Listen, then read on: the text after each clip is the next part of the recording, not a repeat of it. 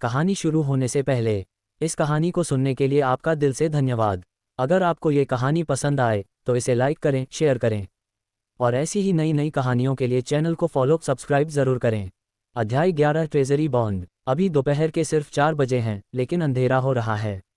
अच्छी बात यह है कि वे गाड़ी चला रहे हैं और फैंग यू डिनर टाइम से पहले टीचर सन के घर पहुंच जाता है। टीचर सन बहुत खुश हैं कि फैंग यू उनसे मिलने आ सका। टीचर सन के लिए फैंग यू आमतौर पर थोड़ा शांत रहता है, लेकिन उसने बहुत मेहनत से पढ़ाई की है। सिर्फ रशियन और मैथ में उसके ग्रेड खराब हैं और ज़्यादातर चांस है कि उसे शहर के हाई स्कूल में एडमिशन नहीं मिलेगा, लेकिन फिर भी उसे ज़िले के दूसरे हाई स्कूल में एडमिशन मिल जाना चाहिए। टीचर सुन के डिनर ऑफर को प्यार से मना करने के बाद फैंग यू ली शिकियांग के घर लौट आया। डिनर के बाद ली शिकियांग उन लोगों को ढूंढने निकला जिन्हें फॉरेन करेंसी चाहिए थी। फैंग यू दोपहर में ही फार्म पर लौटेगा। क्या पता कल सुबह इंटरनेशनल होटल में उन्हें फॉरेन करेंसी के बदले और आरएमबी मिल जाएं। रात के करीब 10 बजे थे जब ली शिकियांग वापस आया। वह कुछ विदेशी करेंसी लाया था और 50,000 आरएमबी से ज़्यादा लेकर लौटा। भाई ली, क्या आपको लगता है कि पैसा कमाना आसान है? फैंग यू ने पूछा। ली शिकियांग ने सिर हिलाया। तुम मुझसे ज़्यादा स्मार्ट हो। मैंने ज़्यादा पढ़ाई नहीं की और ज़्यादा पढ़ा लिखा भी नहीं हूँ। अगर हम 1 महीने तक ऐसा करते रहे तो 1 महीने में हमारी कमाई मेरी सालाना सैलरी से ज़्यादा हो जाएगी। एक ज़्यादा फ़ायदेमंद बिजनेस है। क्या आप इंटरेस्टेड हैं? फैंग यू ने पूछा। ज़्यादा फ़ायदेमंद? ली शिकियांग की सांसें तेज़ हो जाती हैं। ट्रेजरी बॉन्डर। शियाओ यू, तुम मुझे ट्रेजरी बॉन्डर के बारे में बताते रहे, लेकिन मैं ट्रेजरी बॉन्डर के बारे में तुमसे ज़्यादा समझता हूँ। तुम ट्रेजरी बॉन्डर से पैसे नहीं कमा सकते और इन बिलों को कैश की तरह इस्तेमाल नहीं किया जा सकता। तुम्हें अपना पैसा वापस पाने के लिए मैच्योरिटी तक इंतज़ार करना होगा। ली शिकियांग ने निराश होकर जवाब दिया। सरकार के लिए काम करने वाले हर व्यक्ति को ट्रेजरी बॉन्ड खरीदने के लिए मजबूर किया गया। उनसे वादा किया गया था कि भविष्य में इन बिलों पर ब्याज मिलेगा, लेकिन कौन जानता है कि भविष्य में क्या होगा? भाई ली, क्या तुम अखबार नहीं पढ़ते? ट्रेजरी बॉन्ड जल्द ही ट्रेडेबल हो जाएंगे और यह कमोडिटी की तरह होगा। $10 के ट्रेजरी बॉन्ड $11 में बदल सकते हैं। ली शिकियांग ने अपना सिर हिलाया। मुझे अब भी लगता है कि विदेशी करेंसी बदलना ज़्यादा फ़ायदेमंद है। फैंग यू ने गुस्से में कहा। तुम्हें सच में लगता है कि फॉरेन करेंसी ट्रेडिंग से पैसे कमाना इतना आसान है? ये गैर कानूनी है। हालांकि अब हमें कोई नहीं पकड़ रहा है, लेकिन हम ऐसा करके और कब तक कमा सकते हैं? और तुम्हें कोई फॉरेन लैंग्वेज नहीं आती। जब मैं फार्म पर वापस जाऊंगा तो तुम क्या करोगे? इसके अलावा इंटरनेशनल होटल के एम्प्लॉय ने हमें देख लिया है। अगर हम कल फिर वहां गए तो वे हमें भगा देंगे। ली शिकियांग ठिठक गया। यह इतना फ़ायदेमंद है और हम इसे और नहीं कर सकते। ली शिकियांग को बात करना बंद करते देख फैंग यू ने आगे कहा। क्या ट्रेजरी बिल की ब्याज दरें बैंक से ज़्यादा हैं? हाँ, ये फिक्स्ड डिपॉजिट से ज़्यादा है, लेकिन आप इसे निकाल नहीं सकते। ली शिकियांग ने जवाब दिया। मैंने तुमसे कहा था कि यह जल्द ही ट्रेडेबल हो जाएगा। सोचो, अगर मैं तुम्हें अभी तुम्हारे 10 आरएमबी ट्रेजरी बॉन्ड के लिए 9 आरएमबी ऑफर करूं तो क्या तुम इसे बेचोगे? फैंग यू ने पूछा। बेशक, मैं ट्रेजरी बिल बेच दूंगा। मैं इतना लंबा इंतज़ार नहीं करना चाहता। ली शिकियांग ने जवाब दिया। हाँ, सही है। बहुत से लोग आपकी तरह ही सोचते हैं। तभी ट्रेजरी बिल की कीमत गिरेगी और $10 $9 हो जाएंगे। लेकिन ऐसे लोग भी होंगे जिनके पास एक्स्ट्रा कैश होगा और वे ट्रेजर बिल खरीदना चाहेंगे, लेकिन मार्केट में ट्रेजर बिल नहीं होंगे। इसलिए वे इसके लिए ज़्यादा कीमत देंगे और 10 आरएमबी ट्रेजरी बिल की कीमत 11 आरएमबी हो जाएगी। फैंग यू ने समझाया। नामुमकिन। कौन इतना बेवकूफ़ होगा कि 10 आरएमबी के लिए 11 आरएमबी खर्च करेगा? ट्रेजरी बिल की ब्याज दरें शायद इतनी ज़्यादा न हों। ली शिकियांग को कभी यकीन नहीं होता कि कोई ट्रेजरी बॉन्ड के लिए इतनी ज़्यादा कीमतें देगा। ये तो बस एक उदाहरण था, लेकिन अगर ये 10.1 आरएमबी है तो क्या आपको लगता है कि लोग इसे खरीदेंगे? फैंग यू ने पूछा। ये तो ठीक है, लेकिन क्या सच में ऐसे लोग होंगे जो इसे खरीदना चाहेंगे? और क्या सरकार सच में ट्रेजरी बॉन्ड की ट्रेडिंग की इजाज़त देगी? ली शिकियांग ने पूछा। टीचर सन ने मुझे बताया। कैपिटल से उनके स्टूडेंट ने उन्हें यह अंदरूनी जानकारी दी। जब ऐसा होगा तो हम कीमत के अंतर से कमाएंगे। 10 आरएमबी 11 आरएमबी हो जाएंगे और 100,000 आरएमबी 110,000 में बदल जाएंगे। उनके टीचर को एक बार फिर फैंग यू ने ढाल की तरह इस्तेमाल किया। ली शिकियांग की आंखें चमक उठीं। 100,000 आरएमबी 110,000 आरएमबी हो गए। ये सच में फ़ायदेमंद है। उनकी सैलरी हर महीने 100 आरएमबी से भी कम है। शियाओ यू, तो मुझे क्या करना चाहिए? ली शिकियांग ने उत्साहित होकर पूछा। ट्रेजरी बॉन्ड खरीदें। साथ काम करने वालों और दोस्तों से खरीदें। उन्हें 10 आरएमबी ट्रेजरी बॉन्ड के बदले 9.5 आरएमबी का ऑफर दें।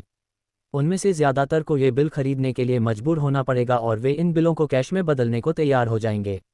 याद रखें, ट्रेजरी बॉन्ड 2 महीने में ट्रेड किए जा सकेंगे। इस बीच जितने हो सके उतने ट्रेजरी बॉन्ड खरीद लें। 2 महीने बाद कोई भी इन बिलों को बेचने को तैयार नहीं होगा। फैंग यू ने कहा, आपका मतलब है कि हम अपना सारा पैसा ट्रेजरी बॉन्ड खरीदने में लगा रहे हैं? हमारे पास अभी 100,000 RMB से ज़्यादा पैसे हैं। अगर यह खबर झूठी निकली तो क्यों न हम पहले 10,000 RMB ही इस्तेमाल कर लें? ली शिकियांग ने पूछा। वह रिस्क लेने की हिम्मत नहीं करता। अगर खबर फेक हुई तो उनका सारा पैसा इन बिलों में जमा हो जाएगा और कई सालों बाद तक उसे निकाला नहीं जा सकेगा। जैसे ही यू चुनयुआन बाहर आया, उसने देखा कि फैंग यू कुछ विदेशी मेहमानों के लिए विदेशी करेंसी बदल रहा है। वह बहुत गुस्से में है। इंटरनेशनल होटल के मेहमान अक्सर RMB के लिए विदेशी करेंसी बदलने के लिए उसके पास आते हैं और फिर वह कुछ सरकारी अधिकारियों के साथ प्राइवेट में इन करेंसी को बदल लेता है। यू चुनयुआन ने फैंग यू की आस्तीन पकड़ी। तुम्हें यहाँ विदेशी मेहमानों के साथ विदेशी करेंसी एक्सचेंज करने की इजाज़त किसने दी? मैं तुम्हें अरेस्ट करवाऊंगा। फैंग यू अजीब तरह से मुस्कुराया। मैनेजर यू, मैं कजिन को बदलने में मदद कर रहा हूँ। उसका लीडर अगले महीने जहाज़ पर जाएगा और कुछ यादगार चीज़ें वापस खरीदने के लिए कुछ विदेशी करेंसी चाहता था। मेरे पास काफ़ी है और अब मैं चला जाऊंगा। मैं तुमसे वादा करता हूं कि मैं वापस नहीं आऊंगा। यू चुनयुआन ने फैंग यू के बैग को देखा। वह कैश से भरा हुआ लग रहा था, लेकिन यू चुनयुआन फैंग यू को सिर्फ चेतावनी दे सकता था क्योंकि वह बच्चों को बुली करने के लिए अपनी बदनामी नहीं चाहता था। यू चुनयुआन ने फैंग यू को चेतावनी दी, इस बार मैं तुम्हें छोड़ दूंगा। अगर मैंने तुम्हें फिर कभी मेरे मेहमानों को परेशान करते हुए देखा तो मैं पुलिस को बुलाऊंगा। तुम्हें बैंक जाकर करेंसी बदलने के लिए अप्लाई करना चाहिए। फैंग यू ने सिर हिलाया और चला गया। 1 घंटे बाद ली शिकियांग आया और उसे ले गया। ये जानते हुए कि इंटरनेशनल होटल में विदेशी मेहमानों को परेशान करने की इजाज़त नहीं है, वह बहुत निराश हुआ। ये पैसे कमाने का एक आसान और तेज़ तरीका है। भाई ली, निराश मत हो।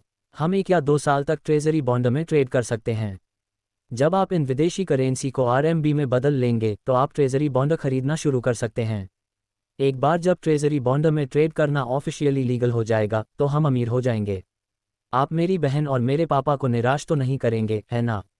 ली शिकियांग ने दृढ़ता से जवाब दिया, मैं उन्हें निराश नहीं करूंगा। कल से मैं ट्रेजरी बॉन्ड इकट्ठा करना शुरू कर दूंगा। अगर आपको कोई गलती, टूटे हुए लिंक, नॉन स्टैंडर्ड कंटेंट वगैरह मिले तो प्लीज़ हमें बताएं। Less than report chapter greater than, ताकि हम उसे जल्द से जल्द ठीक कर सकें। अध्याय 12 सारा पैसा चला गया। फैंग जिंगताई ने उत्सुकता से फैंग यू को देखा जब वह वापस आया और उससे पूछा कि वह कब तक सारे पैसे वापस ले सकता है और इस बार उन्होंने कितना कमाया। फैंग यू ने कहा, पिताजी, सारा पैसा ट्रेजरी बॉन्ड खरीदने में इस्तेमाल होता है। तुमने क्या कहा? तुम ट्रेजरी बिल खरीदने के लिए 100,000 RMB से ज़्यादा इस्तेमाल करते हो। तुम इस निकम्मे बेटे हो। क्या ली शिकियांग ने तुम्हें ट्रेजरी बॉन्ड खरीदने के लिए मनाया था? फैंग जिंगताई ने गुस्से से पूछा। फैंग शिंगताई के दिमाग में खून दौड़ गया। अब वह खेत में क्या उगाएगा? उसने फैंग यू को थप्पड़ मारने के लिए हाथ उठाया लेकिन रुक गया। इस बार कोई पिटाई नहीं हुई। डैड, ये सब मेरा आइडिया है और ली शिकियांग से इसका कोई लेना देना नहीं है। मैंने टीचर सन से सुना है कि ट्रेजरी बॉन्ड को जल्द ही ओपन मार्केट में ट्रेड करने की इजाज़त मिल जाएगी। सोचिए, भाईली 9.5 RMB से 10 RMB का ट्रेजरी बिल खरीदता है और 100 RMB का ट्रेजरी बिल अब 95 RMB तक लाया जा सकता है। एक बार ट्रेजरी बॉन्ड को ओपन मार्केट में ट्रेड करने की इजाज़त मिल जाए तो हम हज़ारों का प्रॉफिट कमा सकते हैं, फैंग यू ने समझाया। फैंग जिंगताई ने आह भरी, बेटा, पापा ने तुम्हें नज़रअंदाज किया था। मुझे तो ये भी नहीं पता था कि तुम रशियन में इतने अच्छे हो और रशियन लोगों से भी अच्छी तरह बात कर सकते हो। तुमने और ली शिकियांग ने सच में फॉरेन करेंसी ट्रेडिंग करके पैसे कमाए थे। अब तुम ट्रेजरी बॉन्ड खरीदने की बात कह रहे हो। पापा को ये सब समझ नहीं आता, लेकिन मैं तुम पर भरोसा करूंगा। पिताजी, क्या आप सच में मुझ पर विश्वास करते हैं? फैंग यू ने पूछा। फैंग जिंगताई ने जवाब दिया, मैं और क्या कर सकता हूँ? अगर मैं तुम्हें पीट भी दूं तो क्या तुम पैसे वापस पा सकते हो? जियाओ ली एक अच्छा आदमी है और उसका परिवार भी अच्छा है। तुम्हारी बड़ी बहन भी उसे बहुत पसंद करती है। अगर मैं जाकर उनसे पैसे वापस ले आऊं तो जियाओ ली का परिवार हमें कैसे देखेगा? जो हो गया सो हो गया। हम पहले भी तब गुजारा करते थे जब हमारे पास पैसे नहीं थे। पिताजी, क्या हमें अभी पैसे की ज़रूरत है? फैंग यू ने सावधानी से पूछा।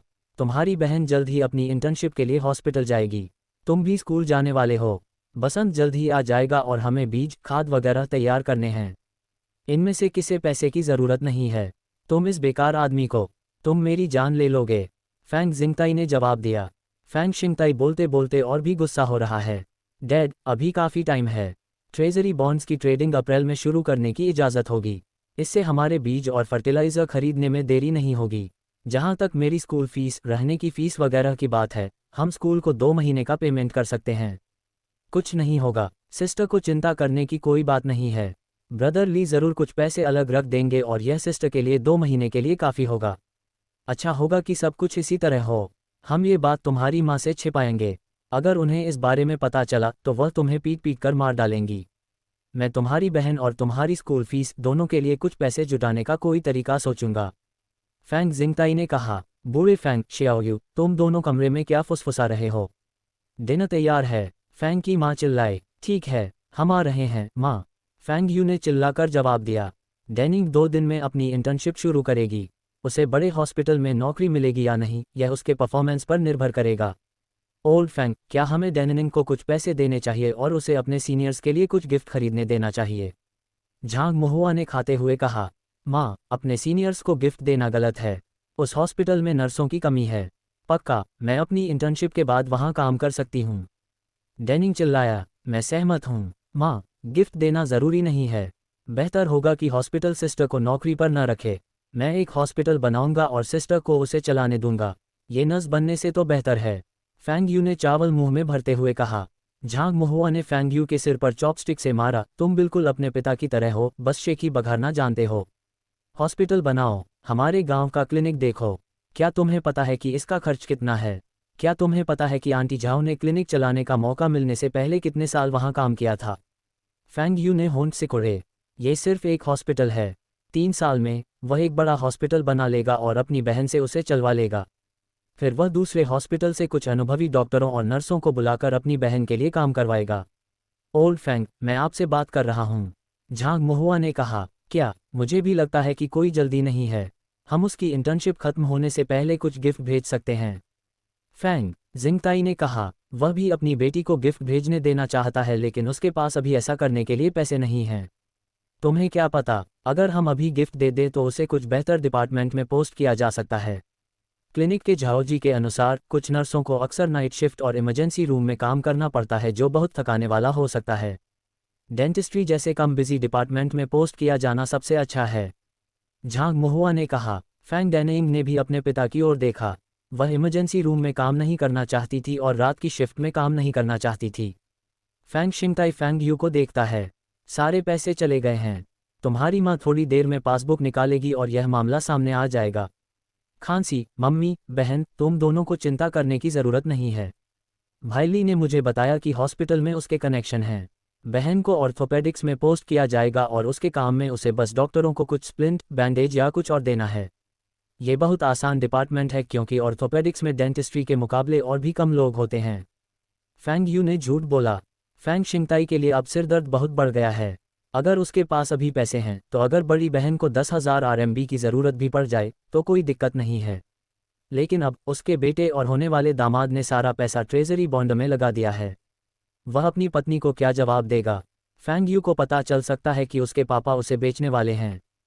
फैंग यू के लिए यह मान लेना बेहतर होगा। अगर आंटी को पैसे उधार लेने की ज़रूरत है तो उन्हें 2 महीने इंतज़ार करने दें। माँ, मुझे आपसे कुछ कहना है। झांग मोहुआ ने अपने पति और बेटे की तरफ देखा।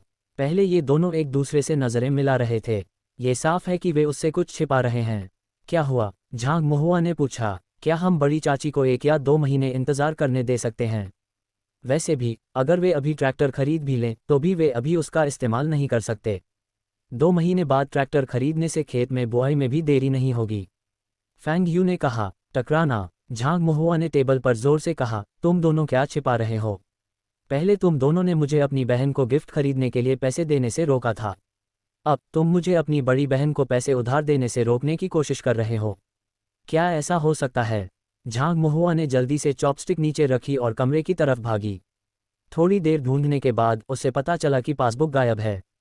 उसमें 20,000 RMB से ज़्यादा पैसे हैं। पैसे कहाँ हैं? तुम दोनों ने पासबुक कहाँ छिपाए? झांग मोहुआ ने गुस्से से पूछा। इस पिता और बेटे ने अपनी पूरी बचत 20,000 RMB खर्च कर दी थी। फैंग यू ने अपनी माँ को शांत करने की कोशिश की। माँ, चिंता मत करो। पैसे गायब नहीं हैं, मैंने बस उनका इस्तेमाल किया है। झांग महुआ एक पल के लिए स्तब्ध रह गया, फिर उछलकर दीवार से लटकी हुई पंख वाली झाड़ू उठा ली। तुम इस निकम्मे बेटे हो। घर से पैसे चुराने की तुम्हारी हिम्मत कैसे हुई? मैं तुम्हें पीट पीट कर मार डालूंगा। अगर आपको कोई गलती, टूटे हुए लिंक, नॉन स्टैंडर्ड कंटेंट वगैरह मिले तो प्लीज़ हमें बताएं। Less than report chapter greater than, ताकि हम उसे जल्द से जल्द ठीक कर सकें। अध्याय 13 जनशक्ति बढ़ाएं। थोड़ी देर बाद फैंग परिवार फिर से शांति से बैठ जाता है। बेशक ये फैंग यू की तकलीफ की कीमत पर होता है।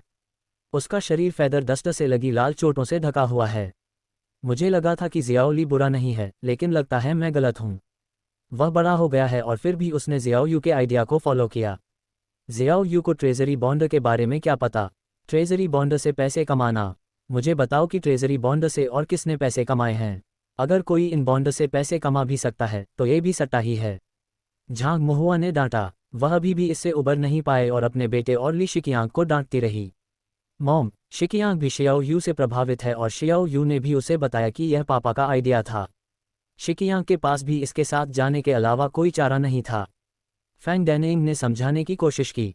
झांग महुआ ने कहा, जाओ और अभी उन्हें फ़ोन करो और पैसे वापस ले आओ। मॉम, बस मुझ पर भरोसा करो। हम सच में इससे बहुत बड़ा प्रॉफिट कमा सकते हैं। टीचर सन ने भी ऐसा कहा है। इसके अलावा यह कोई अंदाज़ा नहीं है। न्यूज़पेपर के मुताबिक हमें एक प्लांट कमोडिटी इकोनॉमी बनानी है और यह कमोडिटी इकोनॉमी है। फैंग यू ने कहा। फैंग यू ने कुछ इन्वेस्टमेंट की बातें कहीं जो उसकी माँ समझ नहीं पाई। फैंग यू के लिए शिकियांग को तुरंत कम से कम 10,000 RMB रखने के लिए बुलाने के बाद उसकी माँ का गुस्सा शांत हुआ। गांव के ऑफिस के फ़ोन के रास्ते में फैंग डैनिंग अभी भी फैंग यू को डांट रहा है। तुम सब कुछ शिकियांग पर कैसे थोप सकते हो? तुम मेरी बहन हो और अभी तक उसकी पत्नी भी नहीं बनी हो। तुम बाहर वालों की मदद क्यों कर रही हो? जैसा कि तुम देख सकती हो, मोन और डैड ज़्यादा गुस्सा नहीं हुए क्योंकि भाईली इसमें शामिल है। साथ ही हम इससे बिल्कुल पैसे कमा सकते हैं। डैड को तुम्हारे लिए बिंग शहर में एक घर खरीदने के लिए भी कुछ पैसों की ज़रूरत है। फैंग यू ने जवाब दिया। कुल मिलाकर तुम ही साजिश करने वाले हो और शिकियांग एक ईमानदार इंसान है जिसे तुमने ठगा है। ठीक है, ठीक है, मैं सबसे बुरा हूँ। यह मत भूलो कि मेरी वजह से ही तुम और भाईली माता पिता से मिल पाए हो। फैंग यू ने धीरे से कहा। गांव के ऑफिस में इससे पहले कि वे दोनों फ़ोन उठाते, फ़ोन की घंटी बज उठी। तभी ली शिकियांग ने फ़ोन कर दिया। हेलो भाई ली, तुम कुछ दिन पहले ही मेरी बहन से मिले थे और अब तुम्हें उसकी याद आ रही है। फैंग यू ने मजाक में कहा। शियाओ यू, असल में मैं तुम्हें ही ढूंढ रहा हूँ। मुझे अभी पता चला है कि ट्रेजरी बॉन्ड हमारी उम्मीद से ज़्यादा फ़ायदेमंद है। ली शिकियांग ने उत्साहित होकर कहा। उसका क्या मतलब है? अब हम ट्रेजरी बॉन्ड से पैसे कमा सकते हैं? फैंग यू ने सिर्फ ट्रेजरी बॉन्ड की ट्रेडिंग के बारे में सोचा था और मैच्योरिटी वैल्यू के बारे में भूल गए थे। बहुत से लोग 5 RMB और 10 RMB बॉन्ड रखे हुए हैं। कुछ पहले ही मैच्योर हो चुके थे। उस समय ज़्यादातर बॉन्ड 5 साल की मैच्योरिटी वाले बॉन्ड थे और उन पर 4% सालाना ब्याज था। इसका मतलब है कि जब 10 RMB का ट्रेजरी बॉन्ड मैच्योर होगा तो उसके पास 12 RMB होंगे। जैसा कि ली शिकियांग ने पहले कहा था, जब ट्रेजरी बॉन्ड जारी किए गए तो उनका बहुत विरोध हुआ। फिर सरकार ने सरकारी एजेंसियों और बिजनेस में काम करने वालों को ये बॉन्ड खरीदने के लिए मजबूर किया। बहुत से लोग तो ये भी भूल गए थे कि उनके पास ट्रेजरी बॉन्ड हैं।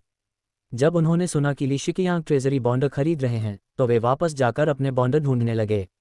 तभी उनमें से कुछ को पता चला कि उनके ट्रेजरी बॉन्ड मैच्योर हो गए हैं। इन लोगों के लिए 2 RMB वापस पाने के लिए बैंक जाना परेशानी भरा है। पिछले कुछ सालों में सैलरी बढ़ती रही है। 2 RMB के लिए बैंक जाना सही नहीं है। ली शिकियांग जब घर घर जाकर ट्रेजरी बॉन्ड खरीदने गए तो उन्हें ज़्यादा सफलता नहीं मिली। उन्होंने 10 RMB ट्रेजरी बॉन्ड के बदले 9.5 RMB देने की पेशकश की और ज़्यादातर लोगों ने ली शिकियांग को अपने बॉन्ड बेचने से मना कर दिया। कभी कभी ली शिकियांग किसी ऐसे व्यक्ति से मिलते हैं जिनके बॉन्ड मैच्योर हो गए हैं और उन्हें बैंक में कैश के लिए रिडीम किया जा सकता है। ली शिकियांग इन बॉन्ड के लिए ओरिजिनल वैल्यू ऑफर करते हैं। वह 10 RMB ट्रेजरी बॉन्ड के लिए 10 RMB ऑफर करते हैं। बैंक में रिडीम करने पर उन्हें 2 RMB मिल जाते हैं। लेकिन इस तरह इन लोगों को और भी ज़्यादा परेशानी हो सकती है। 10 RMB बॉन्ड का ऑफर कम से कम 11 RMB होना चाहिए। ली शिकियांग मन ही मन सोचता है, अगर मैं 10 RMB बॉन्ड खरीदने के लिए 11 RMB का इस्तेमाल भी करूं, तो भी मैं बैंक जाकर इसे 12 RMB में रिडीम कर सकता हूं। अगर मैं इन बॉन्ड को खरीदने के लिए 110,000 RMB का इस्तेमाल करता हूं और बैंक में लाता हूं, तो मुझे 120,000 RMB वापस मिल सकते हैं। इसलिए उसने फैंग यू को फ़ोन करके पूछा कि क्या ये ठीक रहेगा। उसे लगा कि उन्हें ट्रेजरी बॉन्ड के पब्लिकली ट्रेड होने का इंतजार करने की ज़रूरत नहीं है। फैंग यू हैरान रह गया। उसे उम्मीद नहीं थी कि ली शिकियांग इतना स्मार्ट और फ्लेक्सिबल होगा। बेशक वे ये बिजनेस कर सकते हैं। पिछली जिंदगी में उसने ये भी सुना था कि कुछ लोग ऐसा भी करते हैं। वे घर घर जाकर मैच्योर हो रहे ट्रेजरी बॉन्ड खरीदते थे। 10 RMB बॉन्ड के बदले वे 11 RMB देते थे। उन्हें बस एक्स्ट्रा इंटरेस्ट से फ़ायदा होता था, लेकिन इसके लिए बहुत ज़्यादा खर्च करना पड़ता है। फैंग यू को उम्मीद नहीं थी कि ऐसे लोग भी हैं जो मैच्योर हो चुके ट्रेजरी बॉन्ड को रिडीम करने के लिए बैंक नहीं गए।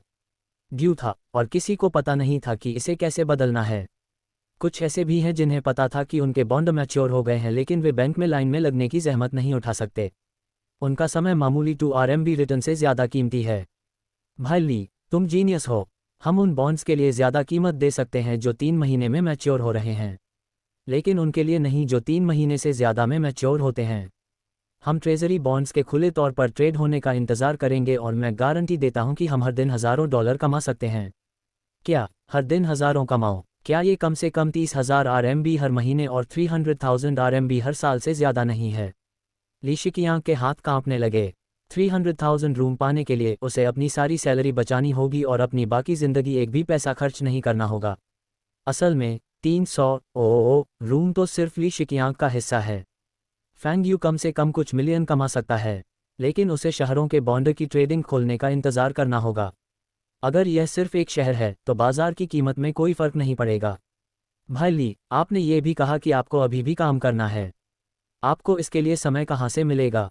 आप हर दिन काम नहीं छोड़ सकते। उन्हें घर घर जाकर ट्रेजरी बॉन्ड लेने में मदद करने के लिए हायर करें। नियम वही हैं जिन पर हमने पहले बात की थी। जो बॉन्ड 3 महीने में मैच्योर हो रहे हैं उनके लिए ज़्यादा कीमत, जो बॉन्डर 1 साल से कम समय में मैच्योर हो रहे हैं उनके लिए वही कीमत, और जो बॉन्डर 1 साल से ज़्यादा समय बाद मैच्योर हो रहे हैं उनके लिए हम बॉन्डर वैल्यू का 95% ऑफर करते हैं। फैंग यू ने कहा, ठीक है, मेरे घर के पीछे एक मोटर फैक्ट्री की डॉर्मेट्री है। वहाँ 17 से 18 साल के कई टीनेजर हैं। ये बच्चे बेरोज़गार हैं और बस इधर उधर घूमते रहते थे। मैं उन्हें ये बॉन्ड जमा करने दूंगा। अगर सैलरी 100 RMB है तो वे ज़रूर नौकरी कर लेंगे। ली शिकियांग ने जोश में जवाब दिया। ली शिकियांग को काम शुरू किए 1 साल से भी कम समय हुआ था और उनकी पोजीशन सबसे नीचे थी। उन्हें उम्मीद नहीं थी कि वह सिर्फ कोई छोटा मोटा बिजनेस करके लोगों की टीम को लीड कर सकते हैं। ठीक है भाई ली। टिल्ड बहन, फ़ोन मत छीनो, मैंने अभी ख़त्म नहीं किया है। उस ज़माने में ज़्यादातर घरों में टेलीफोन नहीं थे। ज़्यादातर गाँवों में गाँव के ऑफिस में सिर्फ एक फ़ोन होता था। अगर कोई फ़ोन करता तो ऑफिस गांव के PA सिस्टम का इस्तेमाल करके अनाउंस करता। अगर आपको कोई गलती, टूटे हुए लिंक, नॉन स्टैंडर्ड कंटेंट वगैरह मिले तो प्लीज़ हमें बताएं। Less than report chapter greater than, ताकि हम उसे जल्द से जल्द ठीक कर सकें। अध्याय 14 स्कूल। फैंग डैनिंग और ली शिकियांग ने 5 मिनट तक मीठी मीठी बातें की और फिर फैंग डैनिंग ने फ़ोन फैंग यू को देते हुए कहा कि वह 10,000 RMB वापस ले आए। दोनों ने इतनी देर तक बात की लेकिन 10,000 RMB का जिक्र नहीं किया। फिर फैंग यू ने ली शिकियांग से 10,000 RMB वापस भेजने को कहा। हालांकि इसके बिना 10,000 RMB से वे कम कमा पाएंगे, लेकिन इसका असर ज़्यादा नहीं होगा। ये सुनकर ली शिकियांग ने सोचा कि इसमें रिस्क है, इसलिए उसने भी 5,000 RMB निकाल लिए। अगर कुछ अनचाहा होता है तो वह अपना सारा पैसा नहीं खोएगा। घर वापस आकर फैंग यू ने अपने माता पिता को बताया कि उनकी सेविंग्स कुछ हज़ार बढ़ गई हैं और ली शिकियांग 10,000 RMB वापस भेज देंगे। उन्हें 3 दिन के अंदर पैसे मिल जाएंगे और बड़ी आंटी को ट्रैक्टर खरीदने में कोई देरी नहीं होनी चाहिए। बाकी पैसे का क्या? बाकी पैसे बेशक अभी भी ली शिकियांग के पास हैं। ये बिजनेस खेती से ज़्यादा पैसे कमाता है। फैंग यू ने अपने माता पिता को खेती बंद करने के लिए मनाने की भी कोशिश की। सिर्फ ट्रेजरी बॉन्ड की ट्रेडिंग करके वे साल में कम से कम कुछ लाख कमा सकते हैं। खेती बहुत थकाने वाली है और इससे ज़्यादा कमाई नहीं होती, लेकिन उसके माता पिता ने मना कर दिया। पहली बात, फैंग यू अभी भी गांव के स्कूल में पढ़ रहा है। दूसरी बात, अगर यह बिजनेस फेल हो जाता है तो कम से कम उनके पास ज़मीन तो रहेगी और परिवार गरीबी में नहीं जाएगा। तीसरी बात, उन्हें यहाँ की ज़िंदगी की आदत हो गई है और वे यहाँ से जाना नहीं चाहते। फैंग यू की बनाई खूबसूरत तस्वीर ने उसके माता पिता को थोड़ा इमोशनल कर दिया था। उसने उनसे कहा कि वे बिंग शहर में कहीं भी कुछ घर खरीद सकते हैं, जल्द ही एक नई कार खरीद सकते हैं। अगर यह बिजनेस फेल भी हो जाता है तो भी उनके पास वे ट्रेजरी बॉन्ड रहेंगे जो कुछ सालों में मैच्योर हो जाएंगे। अच्छी बात यह थी कि फैंग यू अपनी पिछली ज़िंदगी में क्लाइंट्स को इन्वेस्ट करने के लिए मना रहा था। बहुत से लोग, खासकर कम पढ़े लिखे किसान, अगर उन्हें लगता है कि वे ज़्यादा पैसे कमा सकते हैं तो ज़्यादा इन्वेस्ट करने को तैयार रहते हैं। फैंग यू ने अपने साथ काम करने वालों को कुछ रिटायर लोगों को बहुत ज़्यादा रिस्की इन्वेस्टमेंट में इन्वेस्ट करने के लिए भी धोखा देते देखा।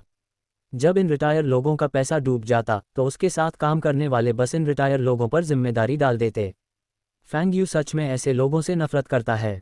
जैसे ही उन्हें 10,000 RMB मिले, उनकी मां ने तुरंत 5,000 RMB बड़ी चाची को भेज दिए और बाकी पैसे बचा लिए। एक हफ्ते बाद फैंग डैनियंग बिंग शहर लौटता है।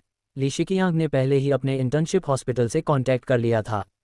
हॉस्पिटल के डिप्टी डीन उसके पिता के पुराने साथी हैं और उन्होंने उसके पिता से वादा किया था कि उनकी होने वाली बहू इंटर्नशिप के बाद हॉस्पिटल में ज़रूर काम करती रहेगी।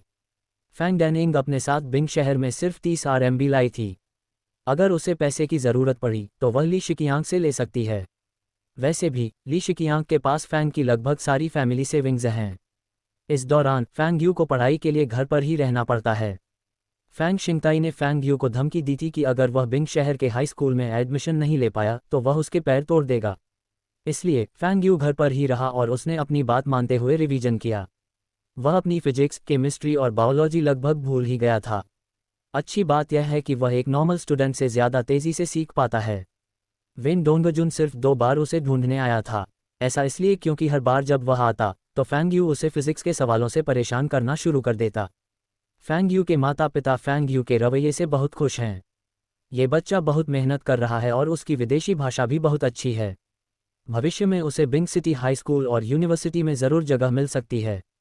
लूनर न्यू ईयर की छुट्टियों के बाद स्कूल शुरू हो जाता है। फैंग यू फार्म पर रहता है। हालांकि यह शहर से ज़्यादा दूर नहीं है, फिर भी उसे साइकिल से वहां पहुंचने में आधे घंटे से ज़्यादा समय लगता है। क्योंकि उसका परिवार खर्च उठा सकता है, इसलिए उसने कैंपस में रहने का फैसला किया। स्कूल के पहले दिन फैंग जिंगताई ने अपना ट्रैक्टर चालू किया। आज गांव के 19 छात्र शहर के स्कूल जाएंगे और वे उनके ट्रैक्टर पर सवारी करेंगे। हर कोई अपने बिस्तर बोरियों में भरकर ले जा रहा है और हर किसी के पास लकड़ी का एक बैग है जिसमें उसके कपड़े हैं। सरकारी संगठनों की तरह स्कूलों में भी हफ्ते में एक बार रेस्ट डे होता है। छात्र स्कूल में रहना या घर जाना चुन सकते हैं। ट्रैक्टर गाड़ी लोगों से भरी हुई है और भी बहुत से लोग हैं जो काम निपटाने के लिए शहर जा रहे हैं।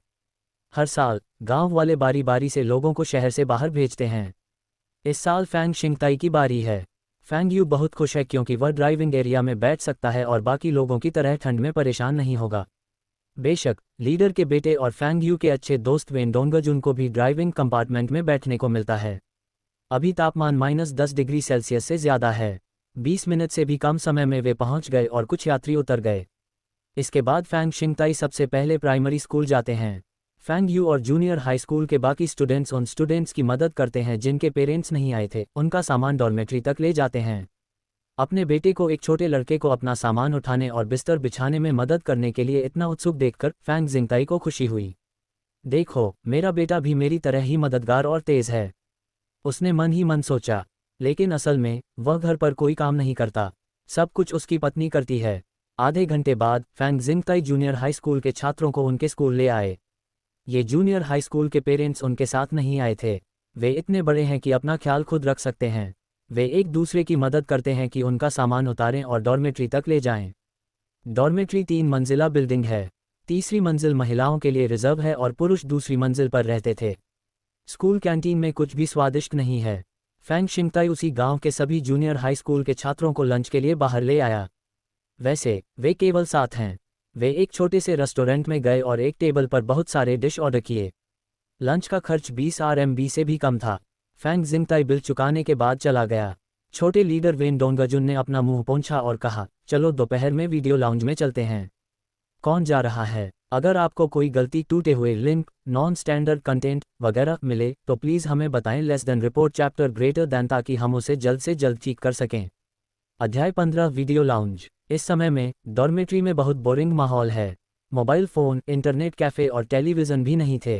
क्लास में जाने के अलावा स्टूडेंट्स अपने डॉर्मेट्री में छिपकर पोकर खेलते रहते थे। जब से एक क्लासमेट ने उन्हें बताया कि स्कूल के पास एक वीडियो लाउंज है, तब से वीडियो लाउंज में वीडियो देखना उनका पसंदीदा टाइम पास बन गया।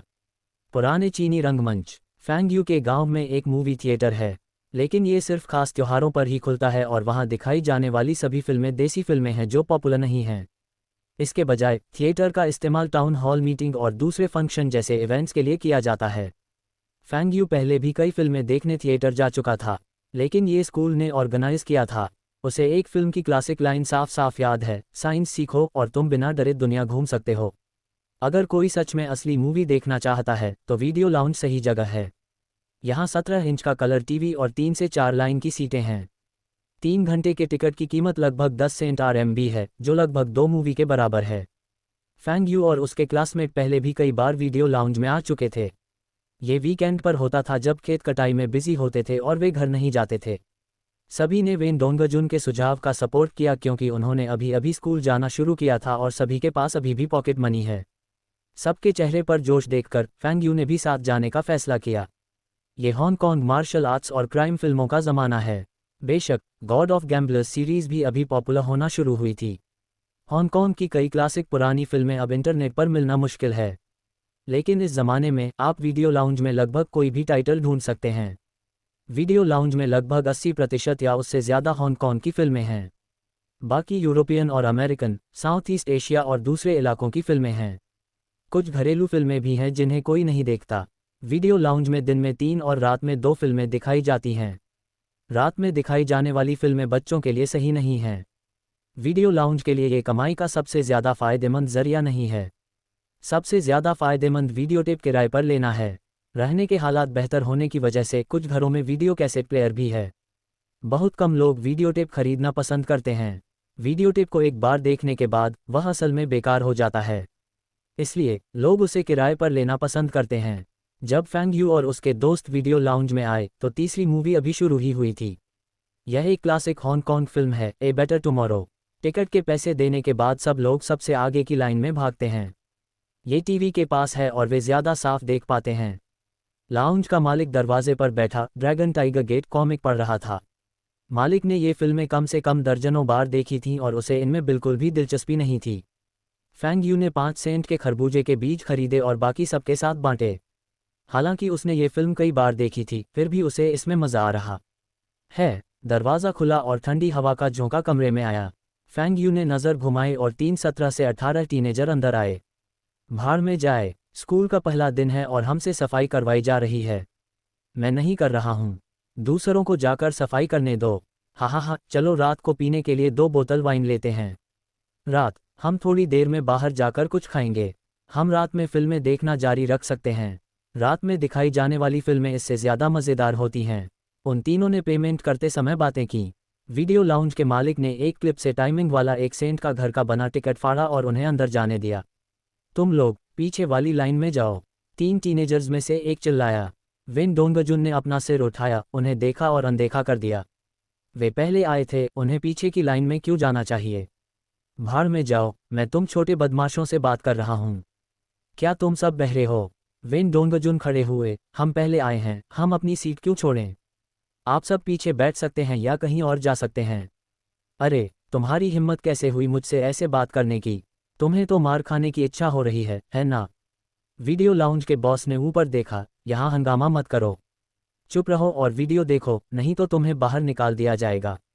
इस ज़माने में वीडियो लाउंज खोलने वाले ज़्यादातर गैंगस्टर हैं, वरना अगर कोई उपद्रवी आ गया तो वे उसे भगा नहीं पाते। भाई वांग, मुझे मत रोको, मैं इस बदमाश को सबक सिखाऊंगा। अगर तुम सब लड़ना चाहते हो तो बाहर जाओ। अगर तुम मेरी दुकान की चीज़ों को नुकसान पहुंचाओगे तो तुम सब पैसे नहीं दे पाओगे। वीडियो हॉल के मालिक भाई वांग जाहिर है इन 3 लड़कों को जानते थे और उनसे परेशान नहीं होना चाहते थे। फैंग यू ने देखा, शिट, अगर लड़ाई हुई तो वे नुकसान में रहेंगे। भले ही वे साथ हों, ये 3 टीनेजर उनसे बड़े, भारी और फिट हैं। इसका अंत अच्छा नहीं होगा। लेकिन अगर वे इन 3 लड़कों के आगे सिर झुकाते हैं तो कौन जानता है कि ये टीनेजर उन्हें कैसे बुली करेंगे। फैंग यू ने इन तीनों लड़कों की उम्र देखी और सोचा कि उन्होंने अभी क्या कहा। वह कंफर्म कर सकता है कि ये तीनों। इस डायरेक्टर जू को 2 साल बाद हेडमास्टर के तौर पर फार्म के हाई स्कूल में ट्रांसफ़र कर दिया जाएगा, इसलिए फैंग यू उसे जानता था। इस ज़माने में वोकेशनल स्कूल की ट्यूशन फीस सस्ती नहीं है और एकेडमिक ऑफिस के डायरेक्टर के पास स्टूडेंट्स को निकालने का पावर है। अगर उन तीनों ने एकेडमिक ऑफिस के डायरेक्टर के भतीजे से लड़ाई की होती तो भले ही उन्हें निकाला न गया हो, उन्हें डिमेरिट पॉइंट्स दिए जाते। अगर उनके पास कोई डिमेरिट पॉइंट्स होते तो वे ग्रेजुएशन के बाद किसी भी फार्म पर काम करने का मौका खो देते। फैंग यू के दूसरे दोस्त फैंग यू को इतनी अच्छी तरह से नहीं जानते थे, लेकिन वेन डोंगजुन जानता था। बिल्कुल बकवास, लेकिन इन टीनेजर्स को डराना अच्छा था और उन्होंने उन्हें एक एक बोतल सोडा भी दिया। 2 फिल्में देखने के बाद फेंग यू सब उठ खड़े हुए और स्कूल वापस जाने के लिए तैयार हो गए। सबको डॉर्मेट्री पहुंच जाना चाहिए था। वे डॉर्मेट्री वापस जाकर पोकर खेल सकते हैं या सर्दियों की छुट्टियों में हुई मज़ेदार बातों के बारे में बात कर सकते हैं। भाई, तुम जा रहे हो? चलो रात को बार में ड्रिंक के लिए चलते हैं और फिर यहाँ आकर वीडियो देख सकते हैं। मेरी तरफ से, रात में दिखाए जाने वाले वीडियो ज़्यादा मज़ेदार होते हैं। एक टीनेजर ने कहा, नहीं, हमें स्कूल वापस जाना होगा। शाम को टीचर हॉस्टल चेक करेंगे। फेंग यू ने जवाब दिया। हालांकि फेंग यू को रात में दिखाए जाने वाले वीडियो देखने में दिलचस्पी है, लेकिन वह अपनी अभी की उम्र में नहीं देखेगा। और इन टीनेजर्स के साथ देखना। लेकिन वेन डोंगजुन इस ऑफर से लुभाया जाता है। उनकी उम्र के लड़कों को इन वीडियो में दिलचस्पी होती है, लेकिन उन्हें देखने का मौका नहीं मिलता। ज़ियाओ यू, चलो रुक कर देखते हैं, वेन डोंगजुन ने विनती की। फेंग यू ने जल्दी से अपना सिर हिलाया और फुसफुसाया, चलो अब चलते हैं। रात में वोकेशनल स्कूल के बहुत सारे स्टूडेंट्स होंगे और उनके लिए यह पता लगाना आसान होगा कि हम झूठ बोल रहे हैं। वे हमें ज़रूर मार डालेंगे। वेन डोंगजुन बिना मन के फेंग यू के साथ चला गया। लेकिन स्कूल वापस जाते समय वेन डोंगजुन फेंग यू से बार बार गुजारिश करता रहा। वे दूसरे वीडियो लाउंज में जा सकते हैं और वे उन टीनेजर्स से दोबारा नहीं मिलेंगे। फेंग यू ने आह भरी, यह आवेगशील युवक, तुम लोग यहीं रुक जाओ। अगर आपको कोई गलती, टूटे हुए लिंक, नॉन स्टैंडर्ड कंटेंट वगैरह मिले तो प्लीज़ हमें बताएं। Less than report chapter greater than, ताकि हम उसे जल्द से जल्द ठीक कर सकें। अध्याय 16 असली डायरेक्टर जू। फेंग यू पीछे मुड़ा। वे वीडियो लाउंज के टीनेजर्स थे। धत्तेरे की, उन्होंने मेरे झूठ को पहचान लिया। भागो, फेंग यू चिल्लाया। वे सातों स्कूल की तरफ भागे। स्कूल में घुसने के बाद उन 3 टीनेजर्स ने उन्हें छूने की हिम्मत नहीं की। भाड़ में जाओ, उन्हें पकड़ो, उन्होंने हमें धोखा दिया। वोकेशनल स्कूल के 3 टीनेजर फेंग यू का पीछा कर रहे हैं और वे बेताब होकर आगे भाग रहे हैं। फेंग यू के वीडियो लाउंज से जाने के बाद तीनों टीनेजर्स कुछ स्कूल के दोस्तों से मिले और उनमें से एक सच में डायरेक्टर जू का रिश्तेदार था। तीनों टीनेजर्स को इस स्कूल के दोस्त से पता चला कि डायरेक्टर जू के सिर्फ 2 और भाई हैं और उनकी कोई बहन नहीं है। अगर उनकी कोई बहन नहीं है तो उनका भतीजा कैसे हो सकता है? फेंग यू और वेन डोंगजुन भागने के लिए काफ़ी तेज़ भाग सकते हैं, लेकिन बाकी 5 उतने तेज़ नहीं हैं। वे लगभग 100 मीटर तक भागने के बाद पकड़े गए। ये मुसीबत वेन डोंगजुन ने शुरू की है और फेंग यू ने ही उन्हें धोखा दिया है। अगर वे दोनों खुद ही भाग जाते हैं तो वे खेत में वापस नहीं जा पाएंगे और अपने साथी गांव वालों का सामना नहीं कर पाएंगे। उन्हें जाने दो, मैं वही हूं जिसे तुम ढूंढ रहे हो, वेन डोंगजुन ने कहा। वह काफ़ी वफादार दोस्त है। ठीक है, मैं उनके साथ कुछ नहीं करना चाहता था, लेकिन उन्होंने मेरा सोडा पी लिया था। मैं उन सोडा के पैसे दूंगा, फेंग यू ने कहा। ठीक है, लेकिन हम अभी भी उन सोडा के लिए पैसे दे सकते हैं। जब आप हमें पैसे देने को तैयार हैं तो हमें एक बोतल सोडा के लिए 1 RMB दें, कुल 10 RMB। अगर नहीं तो हमें दोष मत दो कि हम अपनी मुट्ठी से बात करते हैं, एक टीनेजर ने कहा। शिट, सोडा की एक बड़ी बोतल की कीमत सिर्फ 5 सेंट है। वे इसके लिए 1 RMB चाहते हैं। ये साफ तौर पर ज़बरदस्ती वसूली है। दूसरे बच्चे उन्हें 10 RMB देने में सक्षम नहीं हैं, लेकिन फेंग यू और वेन डोंगजुन की जेब में पैसे हैं। पहले उन्हें जाने दो, मैं तुम्हें पैसे दूंगा, फेंग यू ने दांत पीसते हुए कहा। यो, तुम सच में बहुत अमीर हो। ठीक है, वे अब जा सकते हैं, लेकिन हम अभी भी बाद में पीने जाना चाहते हैं और हमारे पास इतने पैसे नहीं हैं, टीनेजर ने कहा। एक नज़र में ही इन तीनों टीनेजर्स को पता चल गया कि ये दोनों बच्चे अमीर परिवारों से हैं। तो क्यों ना उनसे और पैसे लिए जाएं, क्योंकि वे बिना पलक झपकाए 10 RMB दे सकते हैं। तुम हमें लूट रहे हो, लूटने के लिए तुम्हें जेल हो सकती है, वेन डोंगजुन चिल्लाया। डकैती किसने देखा? क्या आपके पास सबूत है? आप सब ने अपनी मर्जी से हमें मुआवजा दिया, टीनेजर ने जवाब दिया। हा, मैं कहता हूं कि उन्हें हमें ये पैसा देना है। उनका कर्ज चुकाना बिल्कुल आम बात है। तुम लोग अब अपनी जेबें खाली करो, एक और टीनेजर हंसा। ये 3 टीनेजर उनसे हर एक पैसा छीनना चाहते हैं। उनसे थोड़ी दूर पर कुछ जूनियर हाई स्कूल के स्टूडेंट्स फेंग यू की तरफ आ रहे थे, लेकिन जैसे ही उन्होंने देखा कि फेंग यू और उसके दोस्तों को वोकेशनल स्कूल के इन टीनेजर्स ने रोक लिया है, वे स्टूडेंट्स मुड़कर भाग गए। ये वोकेशनल स्कूल के स्टूडेंट्स हमेशा स्मोकिंग, ड्रिंकिंग और लड़ाई झगड़ा करते रहते हैं। अगर वे उनके बहुत करीब चले गए तो वे उलझ सकते हैं और पिट सकते हैं। जब फेंग यू ने मना करना चाहा तो तीनों टीनेजर ने अपनी जेब से फोल्डिंग चाकू निकाले और उसके चेहरे के सामने लहराए। जल्दी करो, हमें अभी भी ड्रिंक के लिए जाना है। क्या तुम इसके बजाय खून बहाना चाहते हो? टीनेजर्स ने पूछा। फेंग यू और वेन डोंगजुन के अलावा बाकी स्टूडेंट्स ने अपनी जेब से पैसे निकाले और आगे बढ़ा दिए। कुछ ने 1 RMB और कुछ ने कुछ सेंट दिए। टीनेजर्स ने हाथ हिलाया, वे पांचों थोड़ी देर के लिए हिचकिचाए और जितनी तेजी से भाग सकते थे भाग गए। फैंग यू भी उन्हें दोष नहीं दे सकता। बच्चों का डरपोक होना नॉर्मल है। फैंग यू सोच रहा है कि कैसे अपने पैसे बचाए और इन टीनेजर्स से दूर रहे। फैंग यू को पक्का नहीं पता कि वे 5 दोस्त अपने टीचर से मदद मांगेंगे या नहीं। स्कूल बस कुछ 100 मीटर दूर है। अगर वे साइकिल पर दौड़कर वहां पहुंचे तो टीचर शायद उन्हें बचा सकें। तुम दोनों किसका इंतजार कर रहे हो? क्या तुम चाहते हो कि मैं तुम्हारी मदद करूं? एक टीनेजर ने कहा। मैं तुम्हें नहीं दे रहा हूं, वेन डोंगजुन ने कहा। थप्पड़। इससे पहले कि वेन डोंगजुन अपनी बात पूरी कर पाता, उसके चेहरे पर एक थप्पड़ पड़ गया। फैंग यू की आंख फड़क गई। उसके दिल में गुस्सा और गहरा हो गया। अब फैंग यू भागना नहीं चाहता, बल्कि वह इन टीनेजर्स को सबक सिखाने के तरीके सोच रहा है। तुम्हारी हिम्मत है मुझे मारने की? मेरे पिता छठे स्टेट फार्म के लीडर हैं। थप्पड़। खुद से यह एक्सप्रेशन शानदार है। जब टीनेजर्स ने पैसे उठा लिए तो फैंग यू अचानक जमीन पर बैठ गया और टीनेजर्स में से एक का पैर पकड़ लिया। फिर फैंग यू जोर जोर से रोने लगा। वोकेशनल स्कूल के स्टूडेंट्स हमें कैसे बुली कर सकते हैं? मुझे कितनी बार तुम लोगों से लूटना पड़ेगा? तुम क्या कह रहे हो? तुमसे पैसे लेना तुम्हारी इज्जत कम करना है। मुझे जाने दो। टीनेजर ने फैंग यू को अपने पैर से हटाने की कोशिश करते हुए कहा। फैंग यू ने टीनेजर के पैरों की हरकतों का इस्तेमाल किया और ज़मीन पर लौटने लगा। वह बहुत बेचारा लग रहा था। उनसे पैसे लेकर उन्हें इज्जत देना, तुम्हें ये किसने सिखाया? टीनेजर्स के पीछे से एक आवाज़ गूंजी। भाड़ में जाओ, तुम कौन होते हो दखल देने वाले? जू, डायरेक्टर जू, एक टीनेजर चिल्लाया। तीनों टीनेजर्स हैरान रह गए।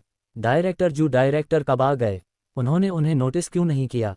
इस समय उन्होंने फैंग यू की आंखों में चमक देखी। फैंग यू अभी भी ज़मीन पर लौट रहा था, जोर जोर से रो रहा था, लेकिन उसकी आंखों से एक भी आंसू नहीं निकला। साले, इस लड़के ने हमें फिर से धोखा दिया। कोई हैरानी नहीं कि जब उसने अपने पैसे निकाले तो उसे कोई हिचकिचाहट नहीं हुई। साथ ही उसने जो बातें कहीं वे डायरेक्टर जू के लिए थीं। शिट, अब रंगे हाथों पकड़े गए हैं। हमें झांसा देकर निकलने का कोई रास्ता निकालना होगा। टीनेजर्स ने सोचा। क्या तुम तीनों मोटर कार क्लास से हो? तुम सब कितनी बार ऐसा कर चुके हो? भागने की कोशिश मत करना, डायरेक्टर जू ने पूछा। टीनेजर्स ने भागने का सोचना छोड़ दिया। उनकी पहचान हो गई है और उनके भागने का कोई रास्ता नहीं है। अगर वे डायरेक्टर जू हैं तो उन्हें निकाल दिया जाएगा और फिर घर लौटने पर मार दिया जाएगा। ये पहली बार है। सच में ये पहली बार है, टीनेजर्स ने कहा। बकवास, ये 5वीं बार है जब मुझे लूटा गया है। आप उससे पूछ सकते हैं कि उसे कितनी बार लूटा गया है। फैंग चिल्लाया। विन डोंगजुन भी अभी के हालात को समझते हैं। अब उनके पास एक स्पोर्टर है। उन्होंने अपने चेहरे की तरफ इशारा करते हुए कहा, देखो उन्होंने हमें बहुत बुरी तरह पीटा।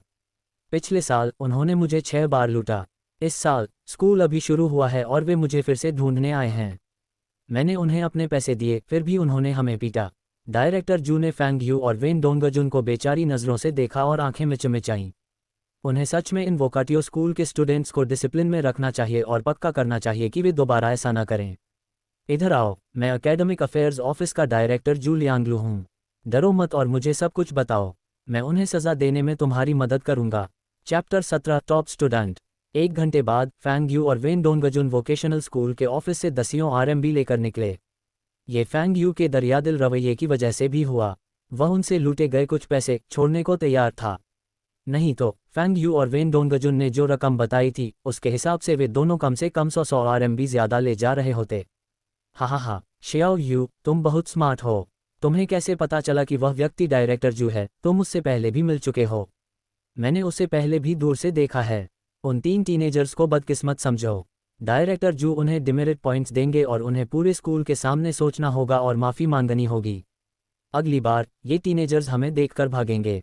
हाँ, अगर उन्होंने हमें फिर से परेशान करने की हिम्मत की तो मैं डायरेक्टर जू के पास जाऊंगा और उन्हें पक्का निकाल दिया जाएगा। हालांकि उनके पास डिमेरिट पॉइंट्स हैं, फिर भी उनके पास आर्मी में जाने का मौका है। अगर उन्हें निकाल दिया गया तो उन्हें अपनी पूरी ज़िंदगी खेती करनी पड़ेगी। जो कुछ थप्पड़ मैं उन्हें मारता हूँ वे सच में बहुत मज़ेदार होते हैं। मेरा हाथ अभी भी दुख रहा है, वेन डोंगजुन ने जोश में कहा। फैंग यू ने जोर देकर कहा कि उन्हें लूटा गया था। डायरेक्टर जू के उन टीनेजर्स के लिए कहने और फैंग यू की शर्तें मानने के बाद ही फैंग यू ने अपना बयान बदला। फैंग यू की शर्त थी कि टीनेजर्स को उनकी पिटाई का बदला दिया जाए। फैंग यू ने उन्हें बेरहमी से 3 लातें मारी और वेन डोंगजुन ने उन्हें तब तक थप्पड़ मारे जब तक उनका चेहरा लाल नहीं हो गया।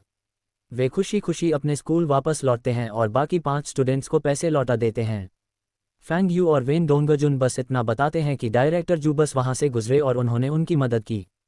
डॉर्मेट्री में वे लाइट बंद होने तक पोकर खेलते रहे और नए साल की छुट्टियों में हुई मज़ेदार बातों पर बातें करते रहे। सोने से पहले फैंग यू सोचता है कि क्या उसके जीजा का बिजनेस ठीक चल रहा है। प्रॉफिट पाने के लिए उन्हें 1 और महीने तक इंतजार करना होगा। अगली सुबह फैंग यू को वेन डोंगजुन ने जगाया। उन्हें नाश्ते के लिए स्कूल कैंटीन जाना है। अगर वे देर से आए तो उनके लिए नाश्ता नहीं बचेगा। फैंग यू ने सोचा, स्कूल सुबह 7 बजे क्यों शुरू होता है? स्कूल का समय बदलकर 9 से 5 क्यों नहीं हो सकता? क्लासरूम में बैठे फैंग यू ने 15-16 क्लासमेट्स के ग्रुप को देखा जो डेस्क पर हाथ ठीक से रखे हुए सीधे बैठे थे। वह हंसना चाहता था लेकिन किसी ने उसका हाथ पकड़कर डेस्क पर रख दिया। लीना, जो फैंग यू के बगल में बैठी है, एक स्टडी कमेटी की मेंबर है।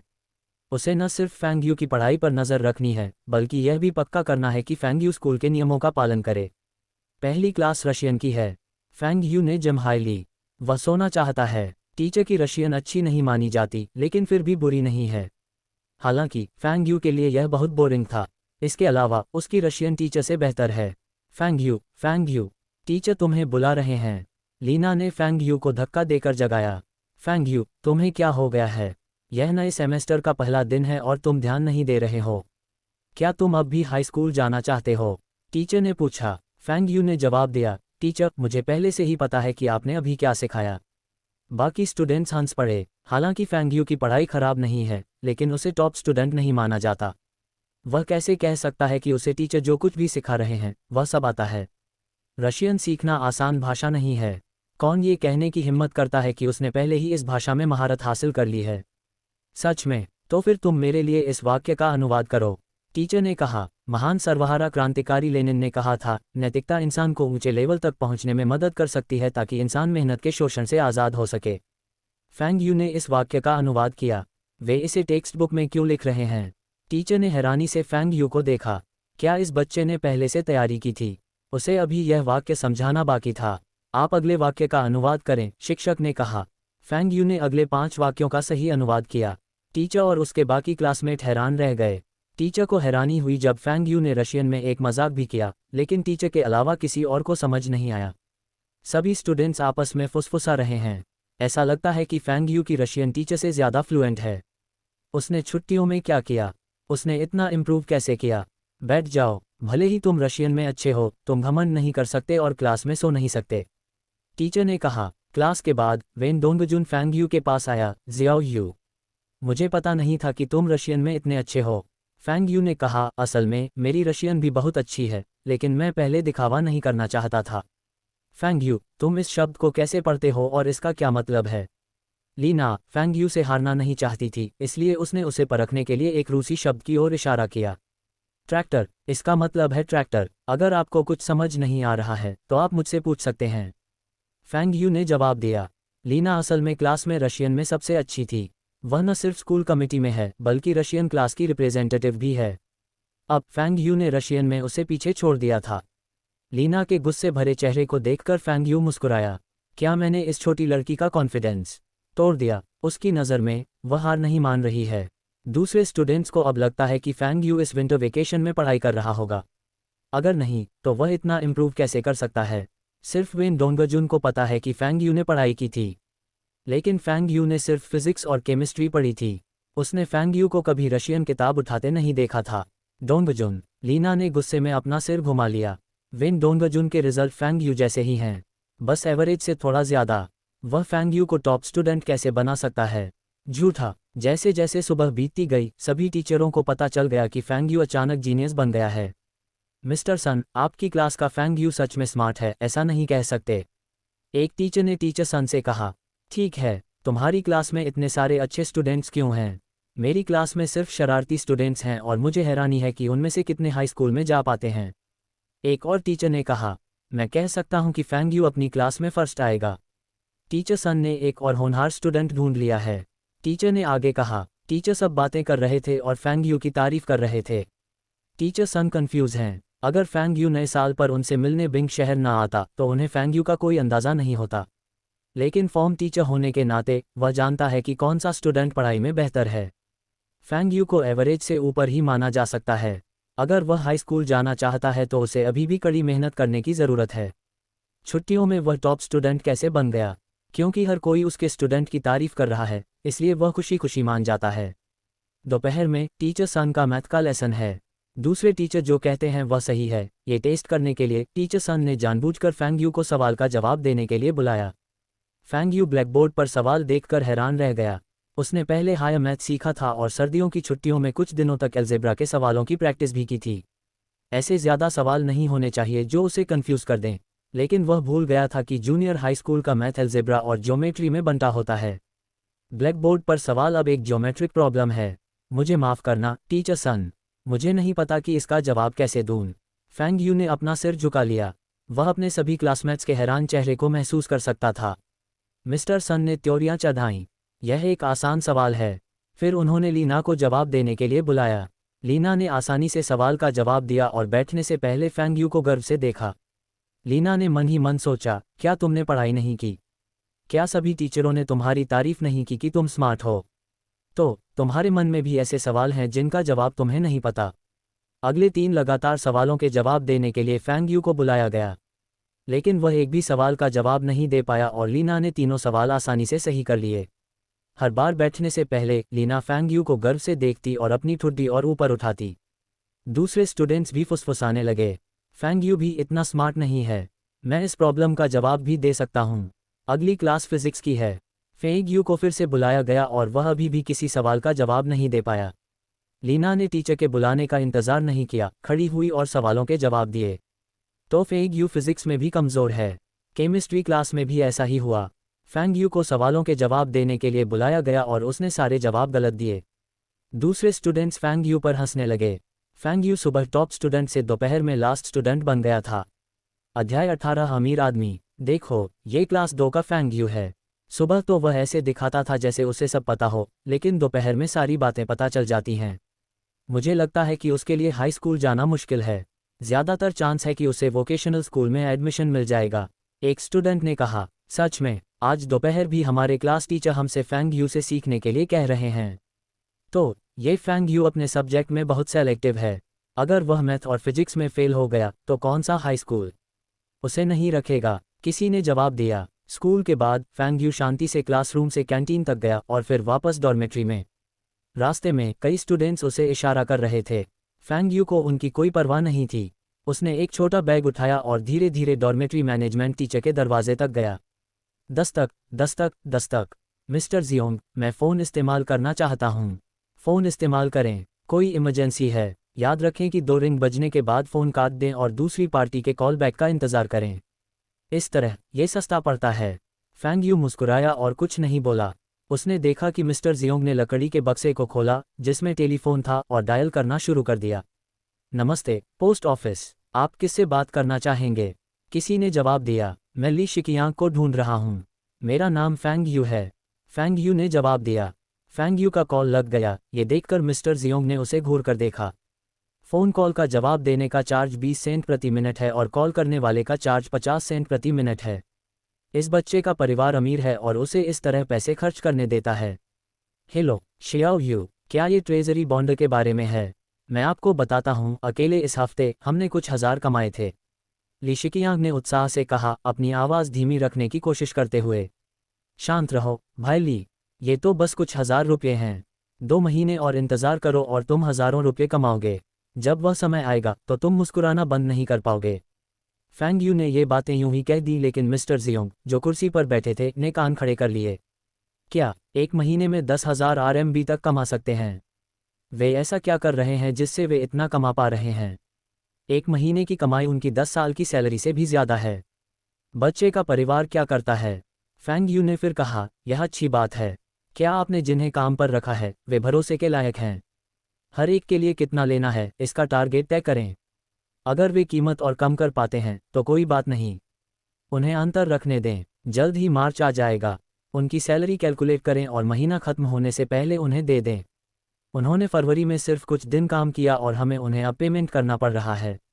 हम उन्हें मार्च के आखिर में ही सारा पेमेंट कर सकते हैं। ली शिकियांग को लगा कि यह ज़रूरी नहीं है। जब उन्होंने 1 महीने भी काम नहीं किया है तो वह उन्हें पेमेंट कैसे कर सकते हैं? ली शिकियांग ने जवाब दिया। फैंग यू ने अपना सिर हिलाया। ये ली शिकियांग लीग से हटकर नहीं सोच सकता और सिर्फ नियमों पर टिका रहता है। ये वर्कर्स को मोटिवेट करने का एक तरीका है। ली शिकियांग भविष्य में लीडर कैसे बन सकता है? भाई ली, क्या मैंने तुमसे नहीं कहा था कि उनसे वादा करो कि महीने के आखिर में उनकी सैलरी दे दी जाएगी? अगर उनमें से कुछ ने बहुत सारे बॉन्ड खरीदे हैं तो उन्हें इंसेंटिव के तौर पर 5 या 10 RMB दो। भले ही उन्होंने एक महीने काम नहीं किया हो, फिर भी महीने का आखिर है। हम उन्हें अभी उनकी सैलरी दे देंगे और अगले पैसे से वे और मेहनत करेंगे। मार्च हमारे लिए बहुत ज़रूरी महीना है। हमें अपना सारा कैश ट्रेजरी बॉन्ड में बदलना होगा।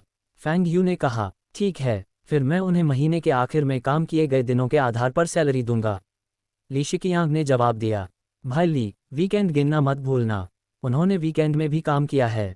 साथ ही सभी को 5 RMB का इंसेंटिव देना। फैंग यू ने ली शिकियांग को याद दिलाया।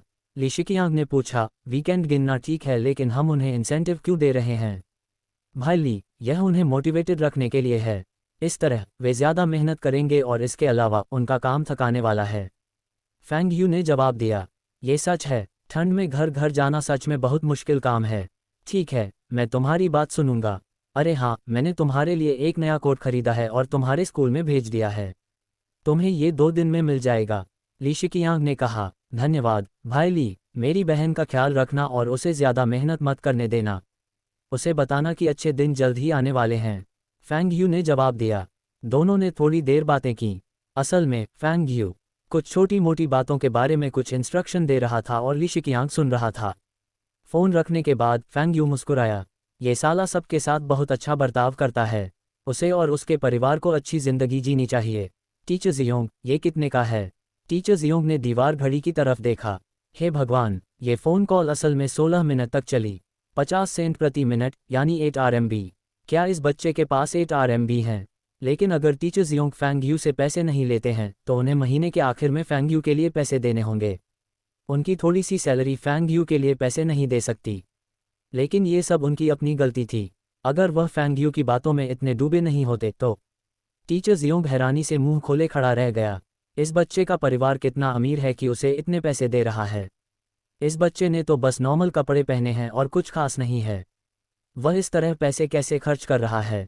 टीचर जियोंग का चेहरा अचानक गंभीर हो गया। घर से चोरी करना ठीक नहीं है। फैंग यू परेशान हो रहा है। एक टीचर का बहुत ज़्यादा जिम्मेदार होना अच्छी बात नहीं है। उसे हर चीज़ शक वाली लगती है। टीचर, मेरे मम्मी पापा ने मुझे ये पैसे खर्च करने के लिए दिए हैं। हमारे पास 55 हॉर्स पावर का ट्रैक्टर और 512 हार्वेस्टर सोयाबीन, गेहूं वगैरह काटने की मशीन है। हमने काफ़ी कमा लिया था। फैंग यू ने मेरा परिवार बहुत अमीर है वाले एक्सप्रेशन के साथ कहा। टीचर जियोंग ने आह भरी। तो उनका परिवार सच में घर से दूर है। इस ज़माने में 55 हॉर्स पावर वाला ट्रैक्टर रखने से पहले ही बहुत पैसा कमाया जा सकता है और 512 हार्वेस्टर से कम हज़ारों RMB कमाए जा सकते हैं। ठीक है, लेकिन तुम्हें अपने पैसे इस तरह खर्च नहीं करने चाहिए। इतने लंबे फ़ोन कॉल मत करो। ये तुम्हारे 2 RMB का चेंज है और जल्दी से अपने डॉम वापस जाओ। टीचर जियोंग ने कहा, पैसा कहाँ से आया? बेशक, वो 3 वोकेशनल स्कूल के स्टूडेंट से आया था। फैंग यू ने घर से लाए पैसे पहले ही मील टिकट पर खर्च कर दिए थे। फैंग यू ने अपनी जेब से टीचर जियोंग के लिए कुछ स्वीट एंड हॉट शीट्स, एक तरह का प्रिजर्व्ड फ्रूट स्नैक्स और बिग वाइट रैबिट मिठाई निकाली और उनकी चिंता के लिए उन्हें धन्यवाद दिया। टीचर जियोंग ने स्नैक्स और मिठाइयाँ रख लीं। वह इन्हें अपने बच्चों के लिए घर ले जाना चाहते हैं। फैंग यू डॉर्मेट्री में वापस नहीं गया, बल्कि सेल्फ रिविजन के लिए क्लासरूम में वापस चला गया। इस ज़माने में शाम को सेल्फ रिविजन अपनी मर्जी से होता है। सेल्फ रिविजन के लिए आने वाले ज़्यादातर स्टूडेंट वे होते हैं जो मेहनती होते हैं और हाई स्कूल में एडमिशन लेना चाहते हैं। जो वोकेशनल स्कूल जाना चाहते हैं वे डॉर्मेट्री में पोकर खेल रहे होंगे या बाहर स्नोमैन बना रहे होंगे। लीना, तुम सवाल कैसे करती हो? क्या तुम मुझे सिखा सकती हो? फैंग यू ने पूछा। लीना ने फैंग यू की तरफ देखा। क्या तुमने मुझे सुबह नहीं बताया था कि तुम जीनियस हो? क्या तुम्हें सब कुछ नहीं पता था? तुम अभी भी मुझसे क्यों पूछ रहे हो? छोटी लड़की सुबह जो हुआ उससे नाराज़ है। लेकिन फैंग यू के पास अभी भी एक किलर मूव है। उसने अपना स्नैक्स निकाला और टेबल पर रख दिया। मैं रशियन में अच्छा हूँ लेकिन बाकी सब्जेक्ट में नहीं। मैं तुम्हें एक सवाल के लिए एक बड़ा वाइट रैबिट स्वीट या एक स्वीट एंड हॉट शीट दूंगा। उसने फिल्मों के उन जालिमों जैसे एटीट्यूड से कहा, एक कपड़े के लिए एक गड्डी कैश। मेरे पास पैसे के अलावा और कुछ नहीं है। लीना ने बड़े वाइट रैबिट स्वीट्स को देखा और दृढ़ता से कहा, तुम मुझे रिश्वत देने की कोशिश मत करो। फैंग यू मन ही मन हंसा। मैं साफ साफ देख सकता हूं कि तुम अपनी लार निगल रहे हो। ये रिश्वत कैसे हो सकती है? ये क्लासमेट्स के बीच दोस्ती है। तुम मेरे उन सवालों में मेरी मदद करते हो जो मुझे नहीं आते और मैं अपना नाश्ता तुम्हारे साथ शेयर करता हूँ। ये दोस्ती है, फैंग यू ने कहा। अच्छा, अगर ऐसा है तो कौन सा सवाल तुम्हें समझ नहीं आया? लाओ, मैं देख लेता हूँ। सवाल देखने से पहले लीना ने एक बड़ी सफ़ेद रैबिट स्वीट से रैपर हटाया और खुशी से मुस्कुराते हुए उसे अपने मुंह में डाल लिया। अध्याय 19 खबर आ गई है। स्नैक्स की वजह से फैंग यू हर दिन दोपहर और शाम को लीना से पढ़ा पाता है। अपने कंसंट्रेशन से फैंग यू में बहुत ज़्यादा सुधार हुआ है। जैसे जैसे समय बीता, लीना भी फैंग यू की मदद करने के लिए तैयार हो गई, तब भी जब उसके पास स्नैक्स नहीं थे। जब लीना के पास स्नैक्स होते थे तो वह फैंग यू के साथ भी शेयर करती थी। टीचर सन बहुत हैरान हैं। पहले वाला फैंग यू पढ़ाई करने वाला नहीं है। फैंग यू हाल ही में इतना कैसे बदल गया और इतनी मेहनत से पढ़ाई क्यों कर रहा है? क्या उसे किसी चीज़ से प्रेरणा मिल रही है? साथ ही फैंग यू और लीना हर दोपहर और शाम साथ रहते हैं। क्या ये दोनों बच्चे डेटिंग कर रहे हैं? इसलिए उसने फैंग यू से बात की। पढ़ाई बहुत मेहनत से करनी चाहिए, लेकिन बहुत ज़्यादा पढ़ाई करने के बुरे असर हो सकते हैं। लेकिन फैंग यू ने टीचर सन को भरोसा दिलाया कि ऐसा इसलिए है क्योंकि वह बिंग शहर के हाई स्कूल में जाना चाहता था और इसी मकसद से वह कड़ी मेहनत कर रहा है। उसने ये भी बताया कि वह रोज़ खुद को रिलैक्स करने के लिए एक्सरसाइज करता है। जब टीचर सन ने फैंग यू की बात सुनी तो उन्होंने उसे बस अपना ख्याल रखने की याद दिलाई।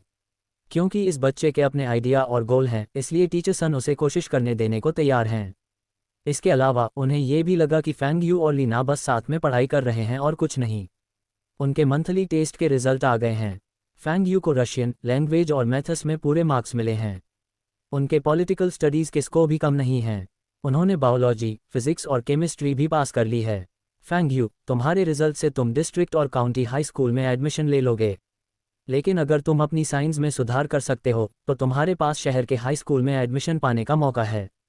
लीना ने फैंग यू के रिजल्ट देखे और वह फैंग यू से ज़्यादा खुश लग रही थी। मुझे हर दिन ट्यूशन देने के लिए आपका शुक्रिया, लेकिन मैं अभी भी आपके ग्रेड का मुकाबला नहीं कर सकता। लीना ने अपना सिर ऊपर उठाया और गर्व से कहा, क्या तुम्हें लगता है कि तुम कुछ दिनों की मेहनत से मुझसे आगे निकल जाओगे? लेकिन आज से तुम्हें मेरी रशियन में मदद करनी होगी। हम दोस्त हैं। फैंग यू ने उंगली चटकाते हुए कहा, कोई बात नहीं। जब पहले महीने के टेस्ट के रिजल्ट माता पिता को भेजे गए तो फैंग जिंगताई बहुत खुश हुआ। टीचर ने कहा कि उसके बेटे के पास शहर के हाई स्कूल में एडमिशन लेने का मौका है। लेकिन फैंग यू की एक बुरी आदत है। वह बहुत ज़्यादा पैसे खर्च कर रहा है। हर हफ्ते जब वह वापस आता है तो पैसे मांगता है। वह एक हफ्ते में जितना खर्च करता है वह उससे ज़्यादा है जितना वह एक महीने में खर्च करता था। लेकिन फैंग यू ने अपने पिता को बताया कि ली शिकियांग ने अकेले इस महीने ट्रेजरी बॉन्ड से हज़ारों RMB कमाए हैं। इनकी तुलना में उनका बेटा जो पैसा खर्च करता है वह बहुत कम है। कई रातों तक फैंग जिंगताई इमोशनल होकर आहें भरते रहे। अपने बेटे को स्कूल भेजना सही फैसला था। वह न सिर्फ अपनी विदेशी भाषाओं में बहुत अच्छा है, बल्कि वह अभी भी पैसे कमाना जानता है। उनका बेटा जीनियस है। फैंग परिवार में एक जीनियस है। भाई ली, क्या अभी तक कोई खबर है? फैंग यू ने पूछा। अप्रैल की शुरुआत से ही फैंग यू हर दिन ली शिकियांग को फ़ोन कर रहा था। क्या उसे गलत याद है? क्या यह अप्रैल नहीं है? फैंग यू को सबसे ज़्यादा डर इस बात का है कि उसके दोबारा जन्म लेने से बटरफ्लाई इफेक्ट हो सकता है और बहुत सी चीज़ें बदल सकती हैं। अगर ट्रेजरी बॉन्ड को ट्रेड करने की इजाज़त नहीं दी गई तो उसे सच में नहीं पता कि इतनी तेज़ी से और सुरक्षित तरीके से पैसा कैसे कमाया जाए। फैंग यू को ये भी नहीं पता कि भविष्य में होने वाले आविष्कार कैसे किए जाते हैं। अपनी पिछली ज़िंदगी में उसे सिर्फ मोबाइल फ़ोन से खेलना पसंद था। लेकिन मोबाइल फ़ोन से खेलने के लिए यह ज़रूरी नहीं है कि मोबाइल फ़ोन बनाना आता हो। अगर बटरफ्लाई इफेक्ट सच में होता है तो वह सिर्फ ली शिकियांग का तरीका अपना सकता है। घर घर जाकर कुछ ट्रेजरी बॉन्ड इकट्ठा कर सकता है और उन कामों के पैसे कमा सकता है। लाखों कमाने में कितना समय लगेगा, वह कब अपने अमीर बनने के प्लान शुरू कर सकता है? मैंने आज का अखबार अभी तक नहीं पढ़ा है क्योंकि मैं पूरे दिन बिजी था। आप थोड़ी देर इंतज़ार करें और मैं आपको 10 मिनट में कॉल करूंगा। ली शिकियांग ने जवाब दिया। टीचर जियोंग को पहले से ही फैंग यू के हर हफ्ते कॉल करने की आदत हो गई थी। इस बच्चे के परिवार का कोई व्यक्ति शहर में बिजनेस कर रहा है और बहुत पैसा कमा रहा है। लेकिन पिछले 3 दिनों से ये थोड़ा अजीब है। फैंग यू हर दिन कॉल कर रहा है। फैंग यू, आओ और एक गिलास पानी पी लो। इन कुछ दिनों से तुम हर दिन फ़ोन कर रहे हो। घर पर कुछ हुआ क्या? टीचर जियोंग ने पूछा। थैंक यू टीचर जियोंग, कुछ नहीं हुआ, ये सिर्फ मेरे जीजा का मामला है। फैंग यू ज़्यादा समझाना नहीं चाहता था। समझाना मुश्किल होगा और साथ ही वे जो कर रहे हैं वह गैर कानूनी नहीं है।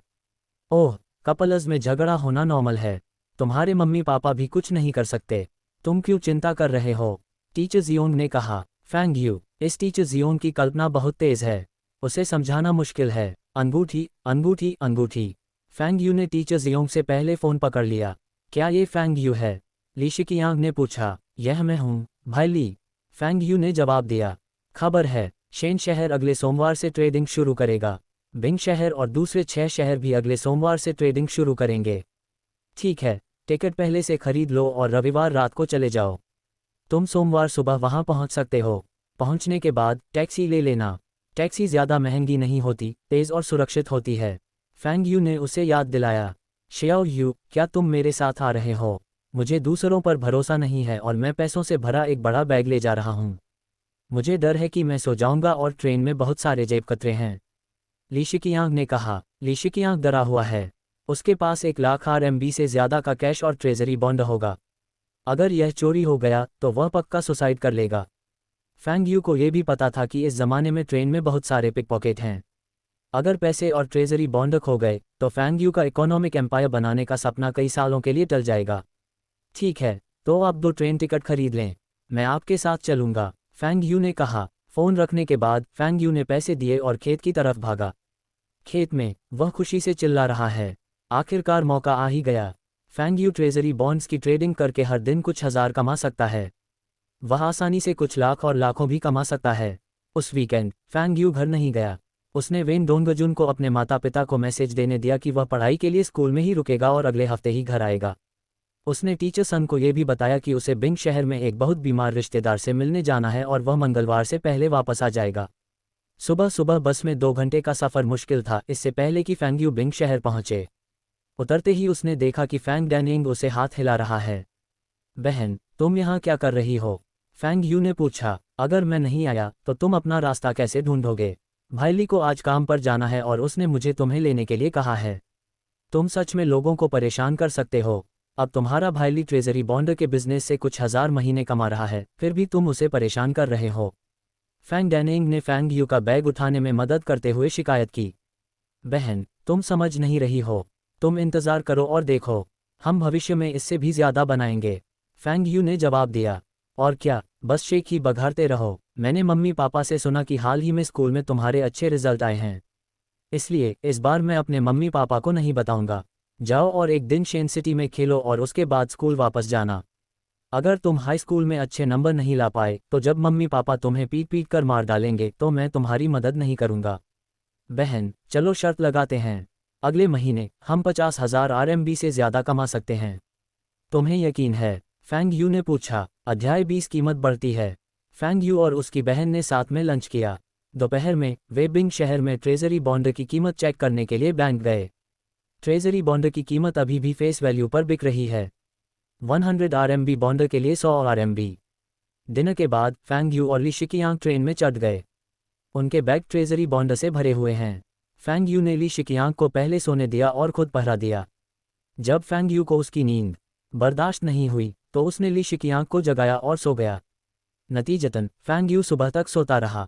दूसरी ओर ली शिकियांग ने 7 घंटे तक सिगरेट पी और पानी की एक बूंद भी नहीं पी, टॉयलेट भी नहीं गया। भाई ली, तुम मुझे जगह क्यों नहीं देते? फैंग यू ने पूछा। कोई बात नहीं, तुम थोड़ी देर और सो सकते हो। वैसे भी मुझे भी नींद नहीं आ रही है, ली शिकियांग ने अपनी 2 लाल आंखों से कहा। उसके बैग में 200,000 RMB के ट्रेजरी बॉन्ड हैं। वह कैसे सो सकता है? सुबह 8 बजे ये दोनों ICBC industrial and commercial bank of China के मेन गेट पर दिखे। दोनों के हाथ में एक एक बैग देखकर सिक्योरिटी गार्ड उन्हें देखता रह गया। कॉमरेड, क्या आप यहाँ ट्रेजरी बॉन्ड खरीदते हैं? फैंग यू ने पूछा। बैंक स्टाफ फैंग यू को हैरानी से देखते हैं। शेन शहर देश का पहला शहर है जिसने ट्रेजरी बॉन्ड की सेकेंडरी ट्रेडिंग की इजाज़त दी है। बैंकों को पहले से बता दिया गया था और वे ट्रेजरी बॉन्ड ट्रेडिंग के लिए तैयार हैं। हालांकि उन्हें उम्मीद नहीं थी कि उनका पहला कस्टमर कोई टीनेज में होगा। बेशक, हमें ट्रेजरी बॉन्ड की ट्रेडिंग की इजाज़त देने का निर्देश मिला है, बैंक स्टाफ ने जवाब दिया। 100 RMB बॉन्ड कितने का है? फैंग यू ने जल्दी से पूछा। स्टाफ ने हैरान होकर जवाब दिया, 100 RMB ट्रेजरी बॉन्ड तो बेशक 100 RMB ही हैं। टकरा जाना। ऐसा लगता है कि फैंग यू को अपने दिल टूटने की आवाज़ सुनाई दे रही है। ये कैसे हो सकता है? ट्रेजरी बॉन्ड की कीमत नहीं बढ़ी है। क्या ऐसा इसलिए है क्योंकि यह बॉन्ड की ट्रेडिंग की अनुमति देने वाला पहला शहर है, इसलिए कीमत अभी तक नहीं बढ़ी है? 500, 1000 और 5000 के बारे में क्या? फैंग यू ने फिर पूछा।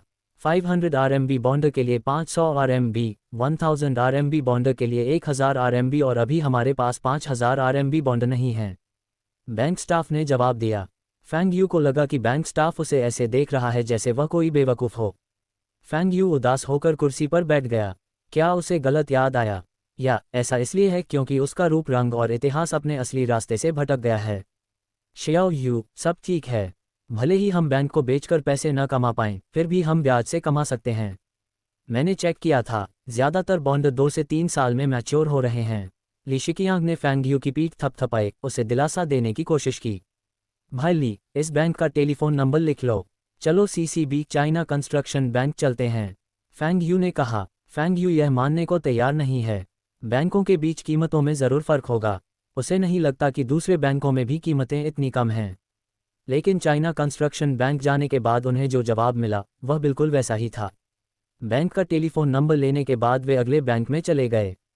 इस साल चीन ने कमर्शियल बैंकों के डेवलपमेंट पर ध्यान देना शुरू कर दिया था। 4 बड़े बैंकों industrial and commercial bank of China, bank of China, China construction bank और एग्रीकल्चरल बैंक ऑफ चाइना के अलावा दूसरे बैंकों जैसे bank of communications, China merchants bank, everbright bank वगैरह ने कई शहरों में ब्रांच खोली थीं। फैंग यू खुद हर बैंक में ये पता लगाने गए कि ट्रेजरी बॉन्ड की कीमत कितनी है। लेकिन बैंकों में बॉन्ड की कीमत वही है। बॉन्ड फेस वैल्यू पर ट्रेड हो रहे हैं। आखिरी किनारे से बाहर आने के बाद फैंग यू और ली शिकियांग सीढ़ियों पर बैठ गए। वे थके हुए और बेबस महसूस कर रहे थे। भाई ली, मुझे एक सिगरेट दो, फैंग यू ने कहा। छोड़ो भी, शियाओ यू, चलो वापस चलते हैं। आज हमने टैक्सी पर काफ़ी खर्च कर दिया है, हो सकता है कि आगे चलकर कीमत बढ़ जाए। ली शिकियांग ने फैंग यू को दिलासा दिया। लेकिन फैंग यू का ध्यान भटक गया लगता है। वह सोचता रहा कि क्या उसे गलत याद आ गया था या इतिहास बदल गया था। उसे याद नहीं आ रहा कि पिछली जिंदगी में उस आदमी ने बॉन्ड ट्रेडिंग से पैसे कब कमाना शुरू किया था। उसे बस इतना याद है कि यह तब हुआ जब सभी 7 शहरों में ट्रेडिंग शुरू हो गई थी। क्या उन्होंने बहुत जल्दी कदम उठाया? क्या ट्रेजरी बॉन्ड की डिमांड अभी भी बहुत कम है और इसकी वजह से कीमत नहीं बढ़ रही है? तभी कई लोग बैंक की ओर आ गए। एक आदमी ने कहा, मैं आपको बता रहा हूं, बैंक में सेविंग्स के बजाय ट्रेजरी बॉन्ड खरीदना बेहतर है। यह फिक्स्ड डिपॉजिट जैसा ही है, लेकिन इसमें इंटरेस्ट ज़्यादा होता है। साथ ही ये देश बनाने में मदद करता है। लेकिन क्या कुछ दिन पहले ट्रेजरी बॉन्ड बिक नहीं गए थे? क्या सरकार ने और बॉन्ड जारी किए? एक और आदमी ने पूछा। ली शिकियांग को लगा कि फैंग यू अभी मजाक कर रहा है। लंच के बाद फैंग यू सच में कीमत पूछने के लिए बैंक वापस गया। लेकिन बॉन्ड अभी भी फेस वैल्यू पर ही ट्रेड हो रहे हैं। इस बार फैंग यू की आंखों में निराशा का कोई भाव नहीं था। ऐसा लगता है कि उसका आत्मविश्वास वापस आ गया है। उन्हें एक छोटी सी दुकान मिली जिसमें फ़ोन था और फैंग यू ने कई बैंकों को फ़ोन करके ट्रेजरी बॉन्ड की कीमत के बारे में पूछा। शियाओ यू, भूल जाओ, चलो वापस चलते हैं। ली शिकियांग ने फैंग यू को मनाने की कोशिश की। बस थोड़ी देर और, फैंग यू ने जवाब दिया। आखिरी तक फैंग यू ने हार नहीं मानी थी। शियाओ यू, हम आज 2 बार बैंक ऑफ चाइना गए हैं और बॉन्ड की कीमत निश्चित रूप से अभी भी फेस वैल्यू पर ही रहेगी, ली शिकियांग ने कहा। फैंग यू ने अपना सिर हिलाया और कागज़ पर लिखा आखिरी नंबर डायल किया। बैंक 1 घंटे में बंद हो जाएगा। प्लीज़ उठें, प्लीज़ ऊपर जाएं। क्या ट्रेजरी बॉन्ड की कीमत अब बढ़ गई है? 100 RMB बॉन्ड की कीमत कितनी है? फैंग यू ने पूछा। ली शिकियांग ने आह भरी, एक तरफ जाकर सिगरेट जलाए। फैंग यू के फ़ोन काटने के बाद वह बिंग शहर वापस जाने के लिए टिकट खरीदेगा। कितना? 100, 2 RMB, फैंग यू ने पूछा। फ़ोन रखने के बाद फैंग यू ने हवा में अपनी मुट्ठी बांधी। कीमत बढ़ गई थी, सच में बढ़ गई थी। पता चला कि वह सही थे। ट्रेजरी बॉन्ड कई परसेंटेज पॉइंट बढ़ गए थे। ऐसा होना भी चाहिए क्योंकि अभी तो शुरुआत है, इसलिए कीमत नहीं बढ़ी। कुछ समय बाद कीमत बहुत ज़्यादा हो जाएगी। भाई ली, बैंक ऑफ चाइना वापस जाओ, फैंग यू ने उत्साहित होकर कहा। बैंक ऑफ चाइना पहला बैंक है जिसने ट्रेजरी बॉन्ड की कीमत को एडजस्ट किया है क्योंकि बहुत से लोग खरीद रहे हैं और कम लोग बेच रहे हैं। बैंक स्टाफ ने अपने हायर मैनेजमेंट को बताया और उनके मैनेजमेंट ने उन्हें मार्केट के हिसाब से चलने को कहा। इस तरह उन्होंने कीमतों को बढ़ने दिया। जब फैंग यू ने अपने 200,000 RMB के ट्रेजरी बॉन्ड निकाले तो बैंक के कर्मचारी हैरान रह गए। छोटे लड़के के पास इतने सारे ट्रेजरी बॉन्ड थे। यहाँ हर कहानी का एंड, अगले राज की शुरुआत होता है। Story loop India, subscribe for the next story.